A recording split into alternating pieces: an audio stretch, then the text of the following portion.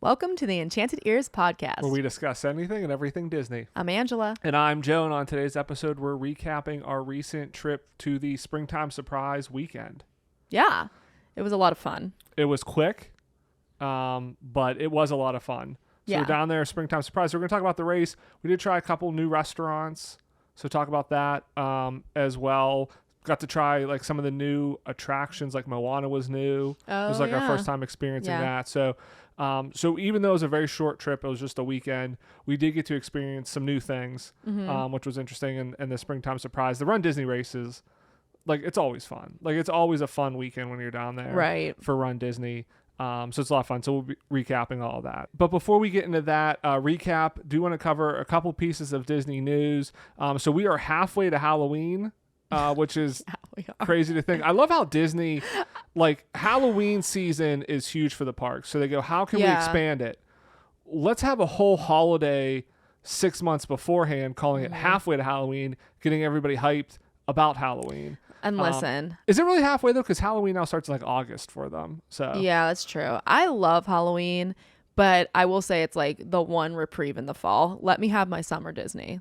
Just let me have my summer. Yeah, so they dropped like a bunch of like the merch that's going to come out, which they have some like new Haunted Mansion merch that looks good. The Halloween stuff's always usually like it's always really on good. point. Yeah. I mean, I think that I do now have a Christmassy type Spirit jersey, but one of my favorite Spirit jerseys is their last year's Halloween Spirit jersey. It was so good with like the orange top and the pumpkins on the bottom. It's really, really cool. Yeah, the Mickey pumpkins on it. Yeah, that's great. So we got some first looks at some of that. We also got details on the Halloween party. So East Coast, Mickey's Not So Scary Halloween Party, and West Coast Oogie Boogie Bash is coming out. Oogie Boogie Bash, again, I think every year grows in popularity. So Disney is adding more dates. Like last year was only in September and October, which was crazy.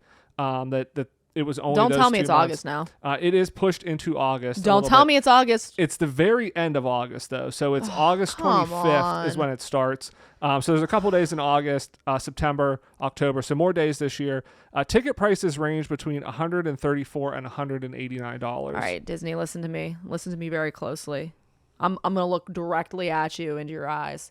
You need to extend it to like 2 weeks into August, because I think that we could then make it. We could make it happen. I feel like that'll be next year. Like every year, it gets earlier. It gets earlier and earlier. I mean, Mickey's Not So Scary Halloween Party. So moving over to Walt Disney World, it starts August 9th. Well, so right. It's almost July at this point. And again, that has grown when it was just September, October, and then it kind of late August, mid-August. Now it's August 9th. I mean, I think it's smart because if you're trying to, again, I mean, a lot of things go around the school calendar, and especially when you're talking about Disney and you're talking about kids. So I think that, families might want to plan, or, people whose wives teach. I think over at Disneyland, again, it's a lot of locals. Yeah. And so they can kind of go whenever. But yeah, it's amazing that, I mean, Halloween will basically be starting almost the end of July down in Florida, but it's August 9th. I did not see any pricing on those tickets yet. I imagine they'll be somewhere around that like high 100. I think last year they might have even hit like 200 for like Halloween night. So I imagine they'll be somewhere around there. They did announce more villains this year at Mickey's Not So Scary. So maybe we'll get an announcement at D23 about a villain's land, but Disney really seems to be leaning into the villains. They know people like that. That's a big thing over at Oogie Boogie too, is that there's like all the villains over there, and I think it's very popular, so they're kind of bringing that to Walt Disney World. So, just saying, like, we have actually never been to Mickey's Not So Scary. No, we've not done either Halloween party. Yeah, so is there a secret trip that you're working on for August? Because sometimes you just like work on trips. I'm not working on a secret trip, but it's pretty easy to plan a trip. So we could potentially. I'm available. Yeah. I just want you to know my availability is wide open for August. Okay, we'll see. The other thing they announced, which I think this is a smart move, makes sense, kind of going back to like families wanting to go. They moved the parade up an hour. So the parade that happens during the holiday parties, the Halloween party, very popular. So they moved up. So I think it's going to be like 8:15 now. Or for those of us who like to go to bed at like 9 but o'clock. I think it's smart because you figure a big Yeah. part of it's trick-or-treating. If you have small kids, they're going to want to go to bed early. Yeah. I also think this is good news for people going to the Halloween party, because if the parade is now at 8:15 and there are young kids there, they're going to leave earlier probably, which then gives you... I mean, it's just going to thin out the crowd. Yeah, which is then going to give you more time to ride attractions with less crowds. Because if before it was at 9:15 or 9:30, everybody's sticking around till then. Now if it's the parade's done at 8:30, people might leave at that point. Plus you still get like free candy, trick or treating. Like, it sounds awesome. We definitely do want to go sometime. We'll see. Sometime this year. We'll see. And then sometime next year too. And the other thing that will be open by the fall is Tiana's Bayou Adventure. Now, American Idol, it was Disney night coming up on Sunday. So when you're listening to this, it was this past weekend, was Disney night. And Disney announced that there's going to be some announcement about Tiana's. But I guess in the press release for that, they mentioned June 28th as the opening, and then kind of like quickly took that press release down. So I don't know if that will be what they announce on American Idol. We'll see. Obviously, if you're listening to this, you already know what the answer is, but it seems like that probably late June is when it's going to be open. So if you're there early August for the Halloween party, it seems like you'll be able to ride Tiana's as well, which I'm very excited about it. I wasn't super excited about Tiana's. It looks so good. But after seeing the animatronics, it looks so good. And after seeing also like the animatronics over in Fantasy Springs, like that Frozen attraction over there, the number of animatronics and just the animatronics that have actual faces, like it's so much better. It's so much more immersive. The movement to them all is absolutely incredible. So if that's kind of like what they're going to do at Tiana's. Yeah, if that's like the baseline now, I feel like for Imagineering is like that fluidity in animatronics. If they bring that to Tiana's, and we already know they have a couple Tiana animatronics in it, I think it's going to be a home run. Yeah, I think that you're just convincing me further that we need to go to Mickey's Not So Scary. I think we need to make it happen. We'll see.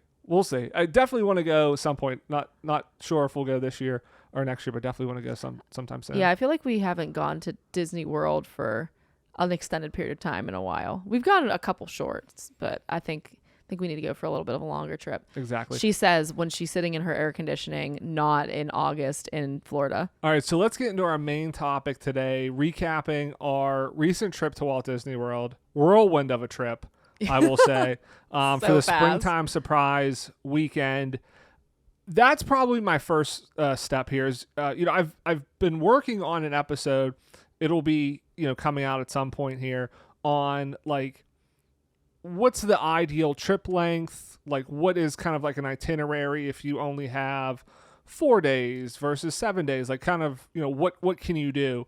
We went for 2 days. Yeah. We flew in. I mean, we got in at like 11 o'clock. We went to work on Friday and then left. We had no days work, off. Came home, and then left. And then this is how much you love Lion King, is that you're like, I have no days off, but I have to go run this race. So we got in it was like 11 o'clock Friday night. Yeah. And then we got in home 11 o'clock Sunday night. So basically 48 hours. And so I will have to say, when talking about trip length, don't do 48 hours. It's too short.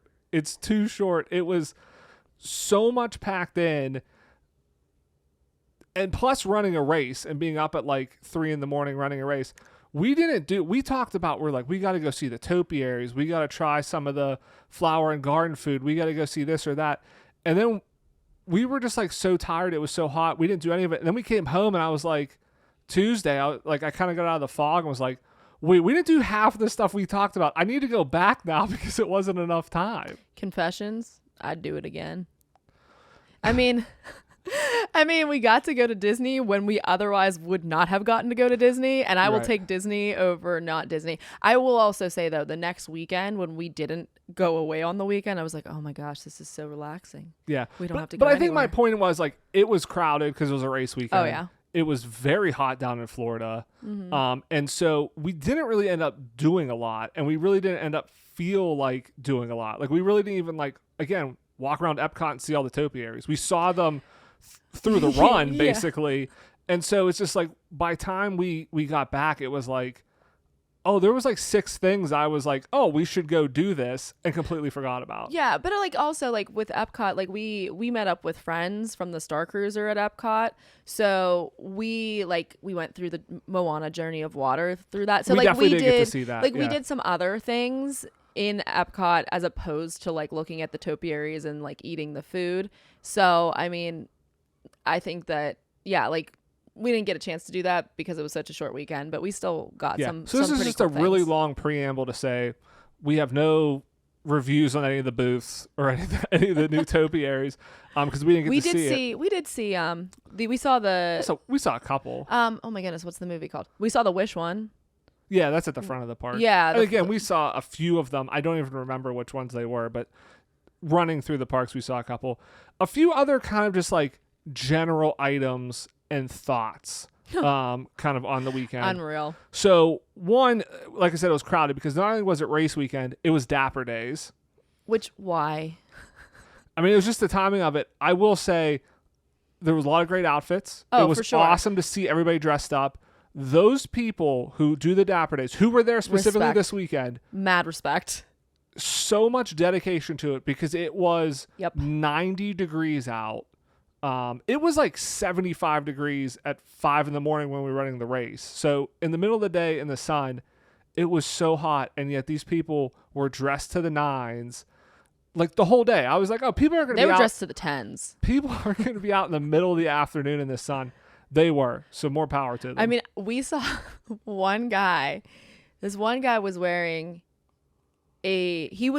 shorts with like he had like a like what the basketball players wear, like a suit with shorts. Yeah. But every other man that was like with somebody was in like a 3-piece suit and like, and some of them had jackets, and I'm like, how are you alive? not? How are you alive? Yeah, like, I mean, just unbelievable. And then again, some of these shoes that the women wear to the parks, like, again, mad respect. I think a lot of them do like wear sort of like character shoes, and character shoes I know are designed to be a little bit more comfortable than your typical heel, but still, I mean, unreal. And I don't know, they were awesome. Yeah, it was great. But again, it made it kind of crowded. We didn't end up doing Genie Plus because by the time I went to buy it after the race, it was like the first one available was like 4 p.m. It's like, it's not even worth it. We did do lightning lanes on Tron, individual lightning lanes on that because we wanted to ride that. That was a lot of fun. Tron's still great. You mentioned Moana Journey of Water. We did get to experience that. It was fun. It was good. I thought it was cool. It was a different experience. I thought that, I don't know, like, I actually think that it's a cool addition to the park because the target audience there, I don't think is us. The target, definitely not. But at the same time, I can make use of it. Like on a hot day, Epcot is a hot park to be in my opinion. I know a lot of people disagree, and some people say it's Animal Kingdom. Okay, sure, but Epcot is a really, really like warm park, so you can visit there really quickly, get wet, and then leave, and then you're not dying. I don't know. Yeah, here's my problem with it. It is essentially, if you've not gone, it is beautiful. Like, it is really nice. It was great to see Epcot all open up with the construction walls down, to have that middle of the park open with the trees. It looks beautiful. It's great there. It needed that greenery and that nature. So all of that looks great. Moana is kind of like a little oasis, in the middle of the park too. My problem with it is it's essentially like a splash pad, like a splash zone for little kids. And I just think the hype they came in with it of like, it's this huge, it's this big attraction. I mean, it essentially, because everything else at Epcot kind of fell apart, like a part of their grand plans. Like, they had Cosmic Rewind, obviously, but the redo to Spaceship Earth, the Mary Poppins attraction, like everything else they were talking about basically just got canceled. That Moana was the only thing left. So they kind of made it this crown jewel. And I think it like overhyped it. I think it's kind of like a little bit like in Pandora, where Flight of Passage is awesome, but the Na'vi River Journey is a solid ride, but it's not anywhere near that same level. But when you only have those 2 attractions, like, you kind of have to hype up. We have 2 attractions. And I feel like Moana is great, but the fact that it has to basically carry the entire transformation of Epcot on its shoulders, it doesn't live up to that. Because to your point, that's not what it was ever meant to be. Like it's a fun little thing. You can kind of go into it. Yep. Kids seem to love it. I think if you had young kids, it's definitely a place to go that they could probably spend an hour running around, making the water dance. Like, it is pretty magical how they do some of that stuff. But again, when that's like, hey, this is the only thing we've done in 6 years, that's where it becomes like, it's a little bit of a letdown from that perspective. Yeah, I don't know. I just took it at face value being there, and I think that there are a lot of really cool interactive features with the water. And again, I mean, if I was entertained by it, I know that the little kids are, I mean, I watched them. I was kind of waiting in line behind the small children to go try the different features. But here's a question. Do you have to go back every time you go to Epcot? It was a lot of fun going through the first time, yeah, but like, I don't know. I feel like a lot of Epcot is that. Like, I don't have to go to, I mean, I like Living with the Land, but I don't have to go. I know that that's sacrilegious to you. Yeah, but I'm saying like, I kind of feel like if you went again, to your point, like you waited to try all this stuff, but now that you've kind of tried it, you could very easily walk through it in like 5 minutes. You know, like you don't necessarily have to do it all again.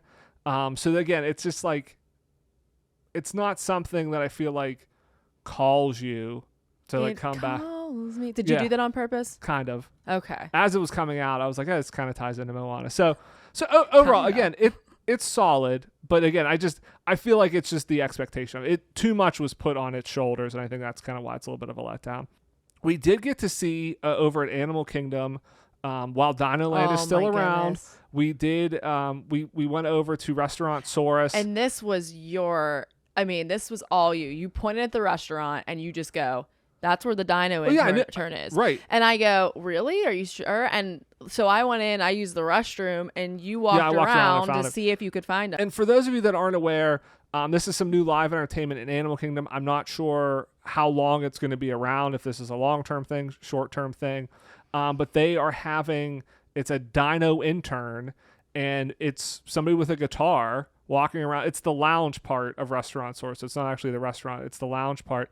Walking around talking to you, saying, hey, I'm one of the interns for the Dino Institute, talking to you, and then they write you a song. Now, how we kind of know about this is because basically most of the people that are interns there are people that were a part of the Star Cruiser. Yep. And they were a lot of the people that were Sandra, who wrote custom songs on the Star Cruiser, so now they're kind of doing it here. Right. So that's kind of how we saw about it. So we made an effort to go and got a custom song written about us in like 5 minutes of talking to us. This like full custom song. It was awesome. So if you're in Animal Kingdom, like it's worth just like popping over there for a couple minutes and seeing it. Because again, if you're not in that lounge, you're not going to know it exists. Right. And if you see a guy walking around with a guitar and wearing like some camo, camo, but it was like a brown vest. A khaki vest. Like go talk to him because it was so casual too. We talked for a while and it was like just a nice conversation, and I don't know what I thought. I was just like wanted to go over and say hi. I just wanted to say hi to him and say that like I follow him and really appreciate his content, and I really love like what he did on the Star Cruiser and stuff like that, and we got this really awesome song. So it was a really cool experience. So if you're over in that area, or even not, like make an effort to go over there, and maybe you'll be lucky enough to catch him. Yeah, and it sounds like Disney's plan. They've talked about that live entertainment is kind of their plan to answer Epic Universe next year, because again, they can't build anything that fast unless they have like a time machine that they can bring it from the future. Yeah, they can get Doc Brown. I think that's owned by Universal though. That it is. You're right.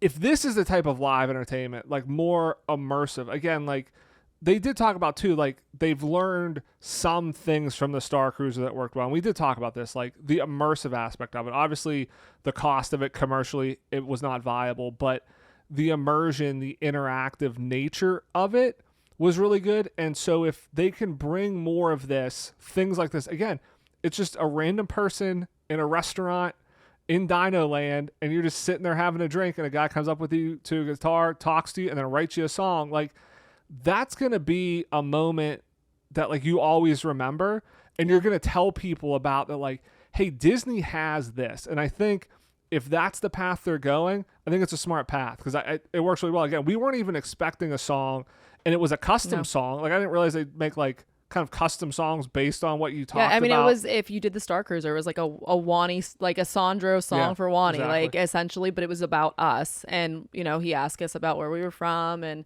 what we did and things like that. I mean, it was really clever, and I don't know, it was a cool experience. Yeah, it was awesome. And again, there's like 10 people in there. Like it's a really like a unique setting to have there. So that was a lot of fun.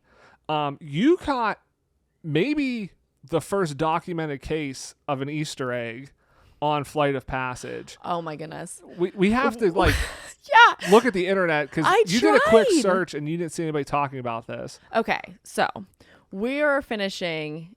We're on riding, Flight of Passage. We're riding Flight of Passage, which was a really fun time, and like I'm having a great time, especially since we walked in with a nice guy who just seemed like he did not want to be there, but he was by himself, and it was the funniest thing. He had to be doing like a child swap or something, because you're right, he was by himself, and he had to be doing a child swap. I don't know. That's why he was in there. But like he was so straight faced, and it was the whole time. Like I was playing around. Where he seemed like after he got off, like he seemed like he had enjoyed it.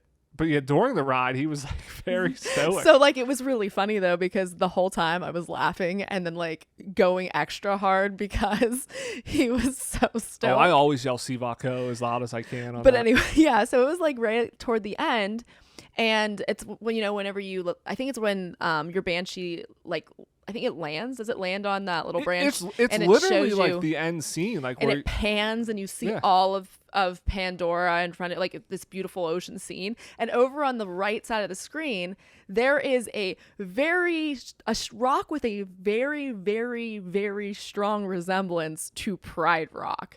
So I mean, you're like, there's Pride Rock, and I looked at it. I got it really quick, and I have to admit, it does look a lot like Pride Rock. And you tried looking it up, like, is Pride Rock at the end of Flight of Passage? I think you might have discovered this. Yeah. So Joe, you have to do the Google search because you are much better at Google searching things than I am. I tend to sometimes pick the wrong. Well, I think what I need to do is just look up a ride video. We need to like freeze frame it and be like, is this Pride Rock? Because it did really look like it. I don't know if it's just coincidental, but I could definitely see them.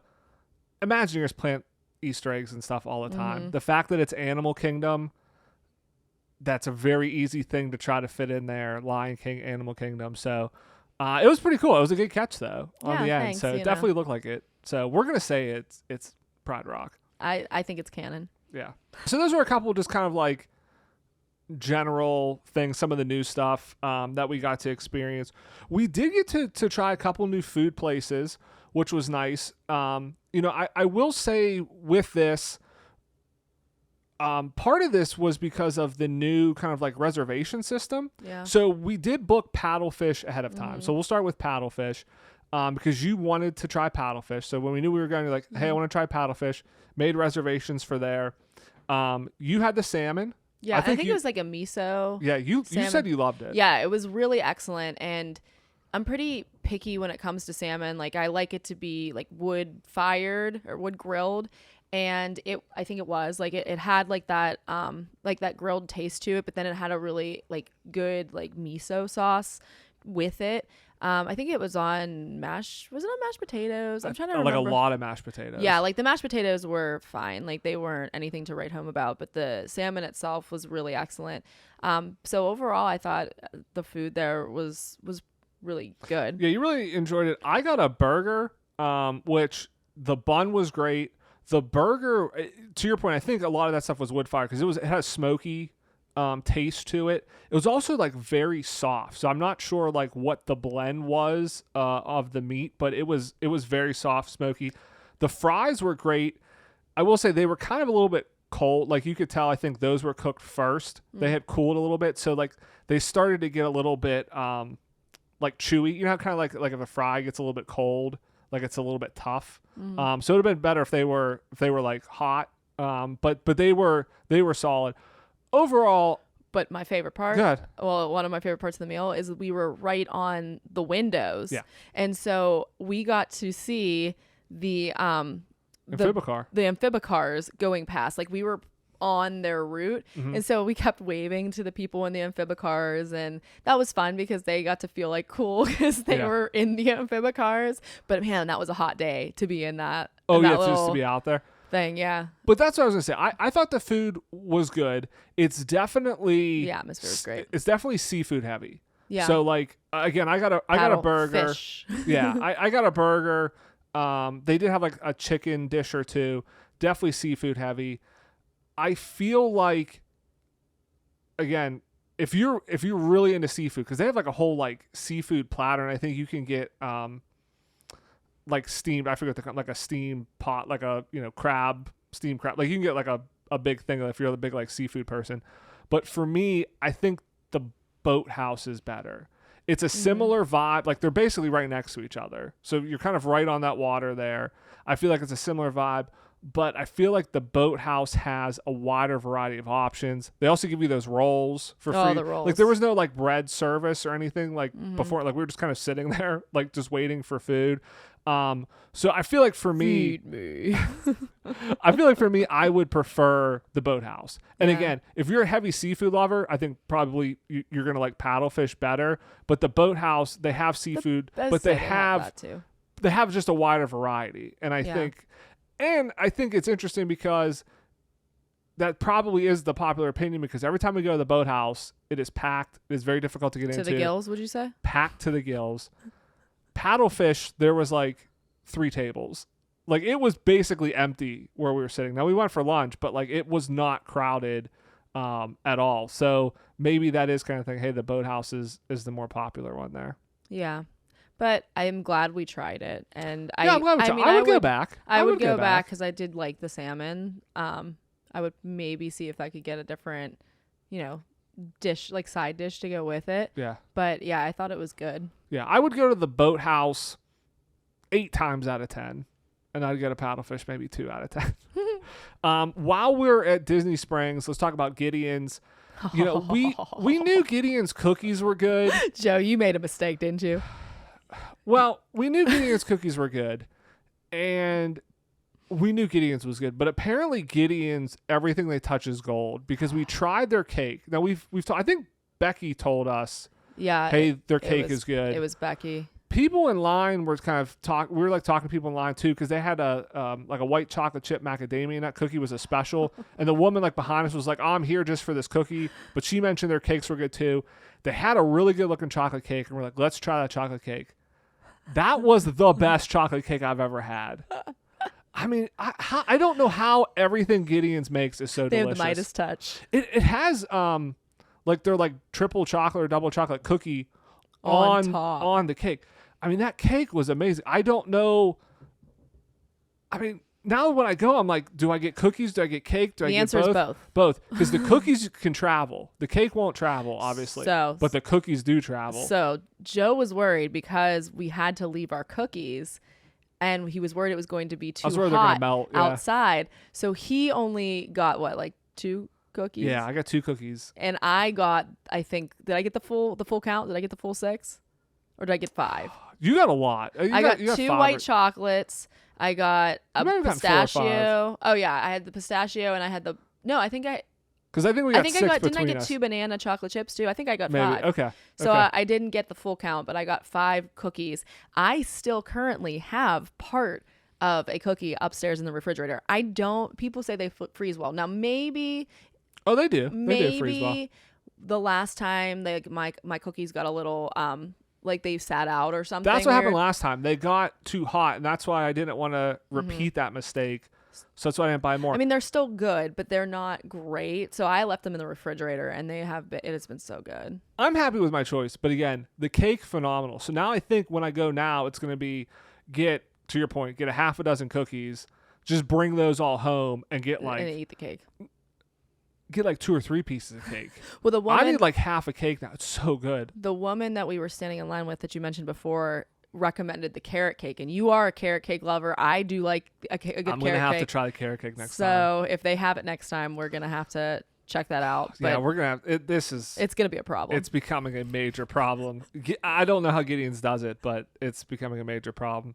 And I feel like people are gonna think like we're sponsored by Gideon's. We are not. We will be. Like We will take free cookies. They don't need. They don't need it. But I want a Gideon shirt. We're gonna hype them up. Next time I go, I need to buy the Gideon shirt. It's like the level, like we talked about a few weeks ago, the level of theme park fandom. Level of Gideon's fandom, cookies. That's where we were. We were like babies. We were like baby Gideon fans. No. We went with just the cookie flavors that you think you would like chocolate chip. Oh, now we get them all. Triple chocolate chip. Now we get them all. Then I was just like, well, look. Oh, I got the toffee one. No, I think I might have gotten the full count because then I get the toffee. You're right. No, they didn't have the morning toffee. Yeah, one. No. It had like toffee or something in it. Gideon's. Yeah. So cookies, that's like the first level. That's like where we were. Then we graduated cakes, and we're like, oh my goodness, the cakes are amazing too. Merch is the next level. Yeah, I need a shirt. I think you look cute in a nice Gideon. The final level is when you start like bounding or doing like races as the Gideon's characters. That's when you're all the way in. Wow. That's when you're in too deep. That's when maybe you're sponsored by Gideon's. Wow. All right. So the other place we got to try was Garden Grill. Oh, yeah. And this was a place I've been wanting to eat at for one reason only. It's because it goes through Living with the Land. And it's a rotating restaurant. And so I wanted to try it. And this is where the app came in handy. And a couple kind of like interesting observations I had about the app is because Sunday morning after the race, we had no reservations, and I was like, let me just see like what's available, if anything's available. So I went on the app. It is very nice now that you can go in and it just shows you every restaurant that's available, because that's the change they made within the past year. Because before you used to have to say, I want to eat at Garden Grill. Is anything available? No. Okay. I want to eat at Paddlefish. Is anything available? No. I want to eat at the Boathouse. Yeah. Now it's all there. So I looked and was, just scrolling through, seeing what was available. All on one screen, saw Garden Grill was available for lunch. So jumped on, made that reservation, no problem. So that's great. Like, I think that feature is awesome. I think that's really going to help Disney fill in those reservations that open up. Exactly, because it's so easy to see what's open. Yeah. The other interesting observation, though, I had, because we talked about Paddlefish being pretty much empty. Garden Grill, I got the last reservation for like noon.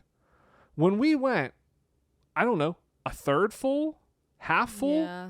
There were a lot of tables empty.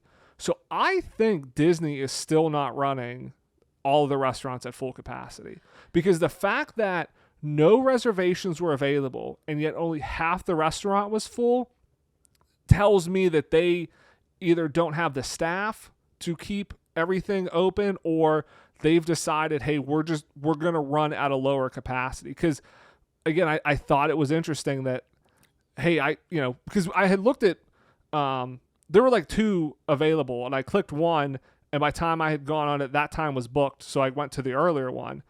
And so I was expecting this to be very crowded, and it was not. So I think it's interesting of like where they still stand here. Do you think, though, that they maybe run it in a way that it's always just a third full, and then they filter the people in so that the characters have an easier time moving about? Because it is a relatively small space. So if they fill it up and then like it gets to be like, I don't know, I feel like that would be more difficult to operate, and you wouldn't get as much time and people would complain. So then they do like a third at a time so that people kind of filter in and out. Yeah, but you would think regularly. it would be the way, because it rotates. They seem like they kind of load you all in one area, and there were empty tables around us. Like, I could see if like our place was completely full and like another third of the restaurant was empty. But it was kind of because everybody kind of is seated at the same time is what I'm trying to say. Like, the characters kind of come out in order.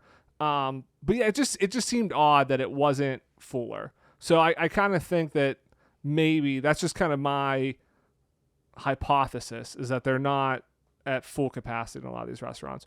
But I thought Garden Grill was great. It is Ohana with the proper amount of food. I don't know if the food was as good as Ohana. I'm not saying the food's as good. I'm saying it's the proper amount of food. You go to Ohana and you feel obligated to keep eating because they bring you so much food. Here, it was like they brought you a reasonable amount of food and then said, if you want more, we will bring you more. I will say, though, in Ohana's defense, that I did have a vegetarian meal and you had a meat meal. Even though. And so they brought us a portion for more than one person. This time I just said, like, I just ate what you ate. I mean, we've done breakfast at Ohana. It's too much food. They bring you so much food there. And I get, you pay a lot of money, you want good value. But like I prefer the way Garden Grill did it, where it was like they brought you out a couple pieces of each thing and ask you if you want more. And then ask if you want more. Agree. I thought it was good. So you get salad, cornbread. They have steak, turkey, green beans, mashed potatoes, squash. They had like an apple tart and ice cream for dessert.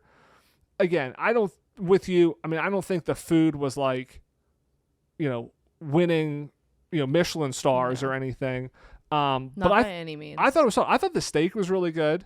I did like the steak. I thought the green beans were really well done. They say, most of that food is from Living with the Land, and like it tasted fresh. Like the green beans had a good snap to them. The squash was really good. The mashed potatoes are okay. Like they needed a little bit more flavor. They needed to be like a garlic mashed potato or something. But overall, I thought it was cool. The fact that like the restaurant rotates. At one point I was like, hey, that door wasn't there before. And you're like, wait, what happened? Like, cause you're spinning around. I didn't realize that cool. the middle, the middle doesn't move. Yeah. So it's the donut basically that you're on, which is the restaurant itself, where the seating is. That is what rotates, and the center and then the outside stay stationary. So I was paying attention to Living with the Land and where that kind of was, and didn't really realize that the center also was not moving. Yeah, and I got questions about this farmhouse because we looked up in the upper floor, which you can see. There's a globe in there. Where are they going? Where's that globe there's a pointing? window that you can barely see from the ride. So there's you a can book. Actually see in. What book are they reading? What page is it open to? Mm-hmm. There's a lot of lore going on in this farmhouse that I need to dig into. So I need to like go back to Garden Grill. The other thing is, I apparently do very well under pressure when talking with characters because I correctly identified Dale. I cannot identify Chip or Dale apart. I never get them right, ever. Dale comes up and I go, hey, and I just say hey because I have no clue who he is. And Angela goes, yeah, hey, Joe, who is this? Puts me on the spot. And Dale's trying to help me, like pointing to his nose, pointing to his teeth. And I'm like, yeah, I know. Pointing to his eyes, like really trying to just highlight all the areas. And I was like, I know you're different. I know what your differences are. That's not helping me. And I was like, Do you though? Do you? And I was like, I'm going to say Dale. And I got it right. Dale was so excited. I was so excited. I think it was either being under pressure or it was the magic of Living with the Land. Because I don't know if I'll be able to correctly identify them. So what was Dale? Can you describe Dale for us? See, I still can because it's so close. And I think because it was such a high pressure situation and I got it right and it was so exciting, I think I'm going to remember now because Dale has 2 teeth. Okay. And he has, apparently we learned he has bigger eyes and a bigger nose. No, he has he has, you can see his eyelids. Oh yeah, he's like sleepy, but he has a bigger nose. Oh yeah, he pointed out that he has sleepy eyes. Yeah. He literally pointed to his eyes and then went he's like he's going to sleep. Yeah. So I think I'll be able to tell them apart now, but I was very happy. You put me on the spot. You thought it was going to be this fun little joke and I got it right, but I think I may remember now. It's fun to make the chipmunks mad. Yeah, it is. Chip and Dale are great. They are. And then it confused me though because Dale came back again before Chip, and I was like, "Oh, hey, wait!" And I'm like, "I'm pretty sure we saw you already. Like, I'm pretty sure that was Dale again." Because like they were just kind of like they were just circling going around, making sure there was nobody new, and then they kind of, I think, was it Dale stopped back and just like said hi again and asked how our food was. Oh yeah, it was great. They were talking about cooking. It's a fun character meal. You get to see Chip and Dale, Mickey, and Pluto. It's a fun character meal. I definitely would do that one again. All right, so getting into our race recap here, we had predicted. We haven't talked about the race yet. We had predicted which characters were going to be on the race path a few weeks ago. We were 100% wrong. There were like no Lion King characters. I did the race survey today and told them about that one. Yeah, this is interesting because the first Run Disney race we did, I think, was 2019. That was the Star Wars Rival Run. Was it 2019 or 17? Why do I feel like it was 17? No, I think it was 19. 19, okay. Yeah.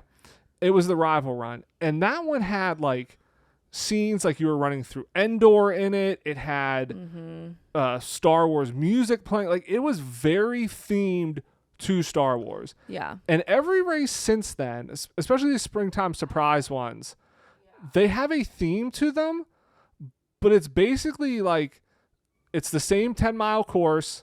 It's, hey, we're going to just bring out some characters that we can bring out, and then we're just going to theme it after something. Like, it has nothing to do with The Lion King. Well, yeah. And, you developed like a theory as we were running it, because I pointed out, I was like, we haven't seen any Lion King characters. And you brought up that you thought that there were going to be backdrops, which then I was like, okay, yeah. Because, when the Star Wars Star Wars photo one, ops, because they can only do so many characters for Star Wars and stuff. But they had like different backdrops and things that were really interesting, and they didn't really have that. They didn't not really have it. They just didn't flat out have it. So that was just like, we were like, oh, well, maybe it's animals. But then they had other ones in there that didn't really work out. Now, I will say, there were a ton of characters, though. Even though they weren't Lion King. They had Timon and Rafiki at the end. At the end, they were one of the characters that you can wait in line after with your medals. So we did, even though, like, again, my frustration with that is if it's a Lion King themed race, I know that I have seen the hyenas before. Like, I know that they had at one point the hyenas. So I was just a little frustrated because you can see Timon and Rafiki relatively regularly in the parks. They always pull out Timon for Run Disney races. Yeah, it just seemed weird, like, because typically even on like when we were at Disneyland recently, and it was the half marathon, and it's Donald and Daisy do the half marathon. They were out on stage before the race as part of like the pregame hype. Like they typically have, and then on like marathon weekend, like they usually have the characters hosting the race out there.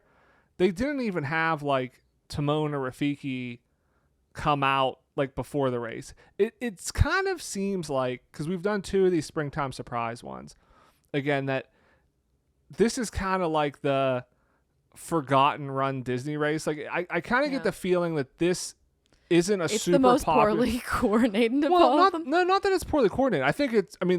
Run Disney does a great job of coordinating all of this stuff. But in terms of like, I feel like popularity, Marathon Weekend's #1. It sells out immediately. Princess is extremely popular, and everybody loves Wine and Dine because it's during Food and Wine. I feel like the one in the spring, which used to be the Star Wars one, is this springtime surprise because it's like they need a gimmick to try to get people to keep coming back year after year, and so their gimmick is we're just gonna call the race something different, even though the race is essentially the same. Again, you're going to have a 5K, a 10K, and a 10-miler, and we're just going to have random characters out there. Yeah. And you're going to have fun. I mean, it's still fun, but like, we'll just call it a different theme. So it's kind of like, it's just like, hey, we're doing something to try to get people to come in, because this one, having booked a lot of these, they sell out quickly. The 10-miler, the Hakuna Matata 10-miler, I think had availability for a month or 2, which to me like almost is unheard of for Run Disney. Yeah. One other thing before we kind of talk about what characters there actually were.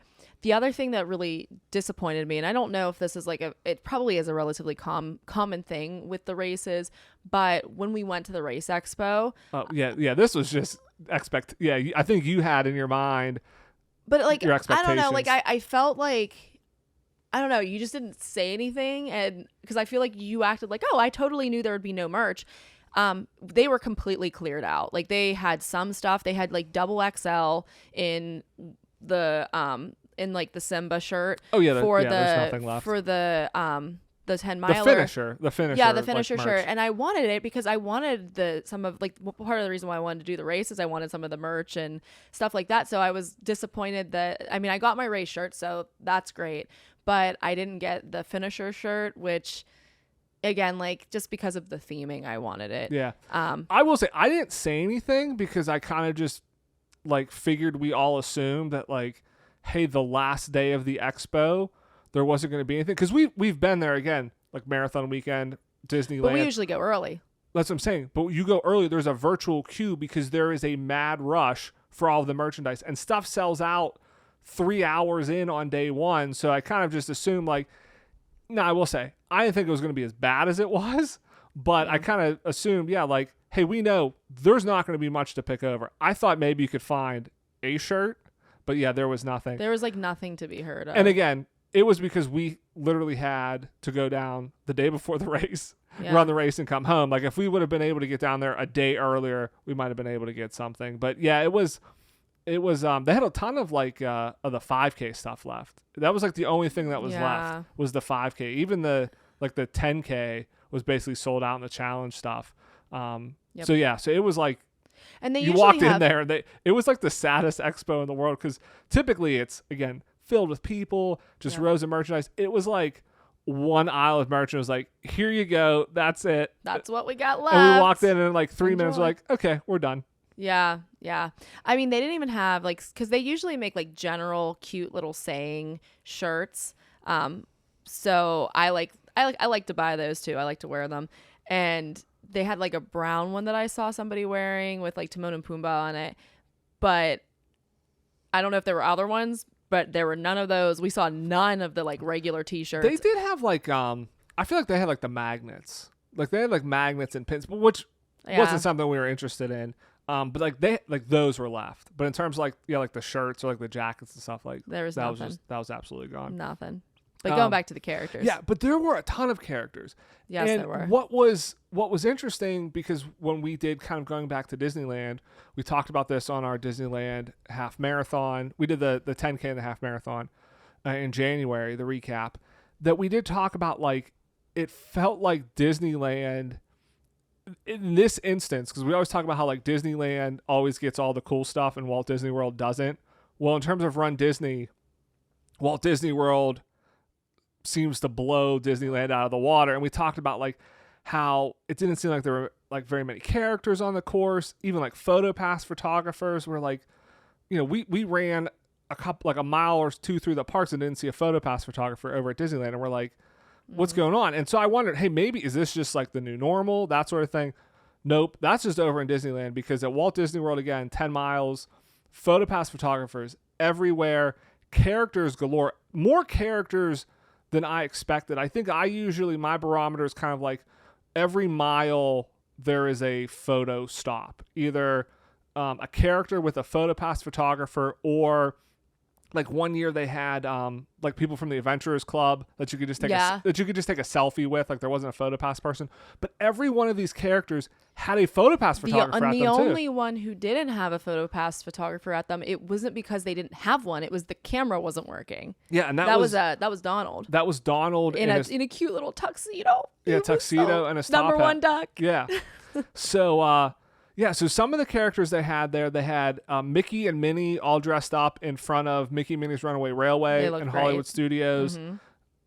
They had Miko from Pocahontas. They had Barley from Onward. Yeah, that was a cool one. They had somebody from, I almost said Stranger Things, Strange World.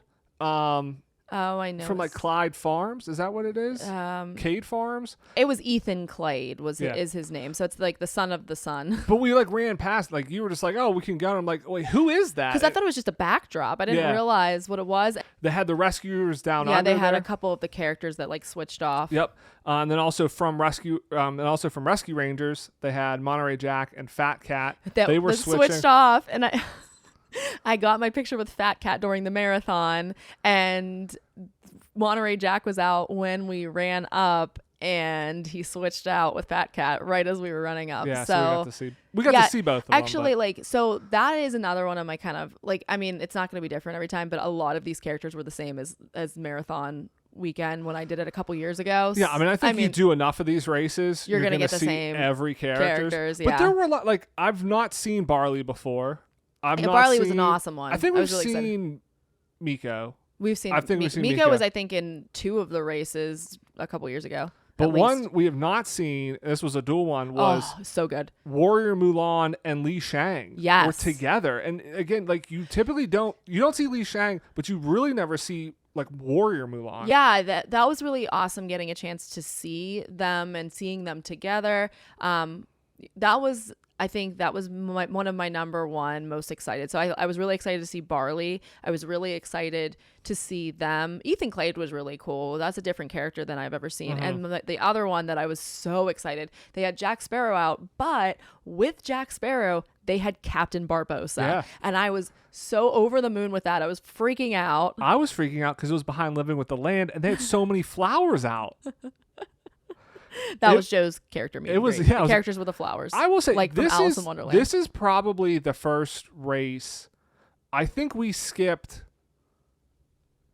2 characters. So one was Darth Vader, and that one was you had to take with your own photo. Your own camera. And so like and then Tigger we skipped, and there was one other one actually. I can't remember. But like we went to most of them, and I've always said kind of like before, like, hey, like if I get a picture of the character, I don't care. But I'm with you, like Louis, King Louis. Oh yeah. We were in line and we were decided to get out. But like I'm with you, like there were a lot of characters you don't typically see, and it kind of like got me hyped of like, yeah, I want to get my picture with all of these characters. So even though it wasn't Lion King, like they had a lot of really interesting, unique characters out there. They had the Tower of Terror bellhops, and which I was so excited about because when we did the Tower of Terror themed race, because we did Springtime Surprise before a couple years ago, there was a huge line for the bellhops, and I think it was a do it with your own camera, and I don't know if we even had our cameras with us, so we skipped them. And so I was so excited that we got a chance, like they were out, and we got a chance to actually get our photos taken with them, and they were actually my favorite of like the character interactions of any of them, because we went up and we were both so polite and we were both like, hi, how are you? And they just like they didn't talk at all. Yeah. They did not crack a smile. They just like very creepily shifted their eyes. It was amazing. And then you're like, thank you for the picture. And they did not say anything. They were so good. We were like, you must work in Galaxy's Edge. Yeah, you must sometimes. be on Rise. Like, yeah, you must be you're on Rise because your straight face is so good. Yeah, that was another good one. Powerline Max was on there too. Mm-hmm. One thing about Mulan, what was not necessarily Mulan, but like that was on the boardwalk, and that was right after the Quiet Zone, which was like the eeriest thing in the entire world, because you're running this Disney race and there's music playing, everybody's like cheering, screaming, and then you get on the boardwalk and there's a hotel there, and it's 5:30, 6 o'clock in the morning, so obviously like you can't be super loud because all the hotel guests are gonna be mad. So they have signs everywhere like Quiet Zone. And nobody says a word. There's people watching you, because there's people that come out and cheer and stuff like that, and they're just standing there. Like I was just like doing like golf claps to them, like thank you for coming, and all you heard was just like people's feet on the boardwalk, which sounded weird. It was like the weirdest thing, and you do that for like it was maybe half a mile to a mile. And then it's hilarious because then you get over to Hollywood Studios and there's just like a DJ blaring music as loud as you can get. And you're like, okay, I guess we're out of the Quiet Zone. It was so weird though, just running in this Quiet Zone, just listening to your feet and your breath like as you ran. And then you got out, you're like, okay, good. Like we're just back into like just music pumping, everybody cheering. But people listened. Like it was quiet. Yeah. There were some bands. There were a couple bands. There was a marching band. There was another band. There were 3 or 4 bands. Yeah. They had like the Japanese drummers. Oh, they were there. so. Yeah. Those get me more hyped than anything else, because that sound of the drumming. It reminds me a little bit of the drums at the beginning of Make a Man Out of You. I don't know. So like it like stirs something deep inside me that just really, I don't know, like a primal side of me that just like wants to go out and just it's run. awesome. Like the bands they have, because they typically have like a marching band. They usually have some sort of like choir or like chorus. And so like it's always like a variety of music too. And they're just at different points. It's a lot of fun. I will say, again, even if, hey, it wasn't super Lion King themed, if you're going to do Run Disney, Walt Disney World is 100% the way to go. It'll be interesting to see how, like, the Halloween ones I was going to say, I think I really wish we could do the Halloween one. They're going to have to pull out a lot more characters, though. Oh, they absolutely it's are. like, they just don't have the space at Disneyland. Maybe with Disneyland Forward, they'll be able to add, in another decade, they'll be able to have another, like, 2 or 3 miles within the parks. Yeah. So they can, obviously expand it. But yeah, I mean, I think that's a cool theme. But again, if they only have like 3 or 4 characters, it's going to be tough. So I say, hey, if you're going to do it over at Walt Disney World, because I think it's a much better experience. Yeah, it was in terms of Run Disney. It definitely was a much better experience. I mean, and it makes sense because Disney like controls a lot of those roads and things. They control all of it, yeah. But yeah, it is just so like mile for mile, just so much more to experience. And I mean, if you're going to run, if you don't care and you just want to run, you could say every mile's magic. You could say that. If you're going just to run and you don't really care, then yeah, like go to Disneyland, that's fine. But Disney World definitely offers a much more fun race. Yeah, 100%. But definitely Whirlwind, don't recommend just going for 2 days and running a race and leaving. Yeah, also like the corrals are really small. Now it is a much smaller race than like the marathon, but it was a lot more comfortable in the corrals than I feel like I normally am. I think we were pretty far up, and so that is the one thing about Disneyland though. The Disneyland corrals are way smaller. Oh, like yeah, over yeah. there, like it was, because basically like they do like they release so many like people at a time. So even like not one whole corral goes at one time. If you're in like A or B or C, whatever, you could be 3 or 4 waves in. Whereas like at Disneyland, it was just like A, go. And within like 2 minutes, all of A is gone. And then it's like, okay, B, go. Like they were a lot smaller. But yeah, I think, again, Springtime Surprise, I think is probably the smallest. Yeah, their smaller one. So it was good. But yeah, definitely a Whirlwind. Do not recommend going just for 2 days and trying to run a race and leaving. Just way too much happening all at one time. So would not recommend that to anybody. But it was a lot of fun. We had fun. The race was still fun. We got our coast-to-coast medals, which was good. Got a ton of photos with characters. We got to hear Buddy Dyer's voice on we did. But we left and arrived too late. It was too dark to try to spot some gators. But that wraps up our show this week, wraps up our race recap. Want to thank everybody again for listening. If you've not done so, please leave us a rating or a review. Subscribe wherever you get your podcast. It really helps, and we really appreciate it. Thanks for lending us your ears. Have a great week, everybody, and we'll see you here next Monday. Bye-bye.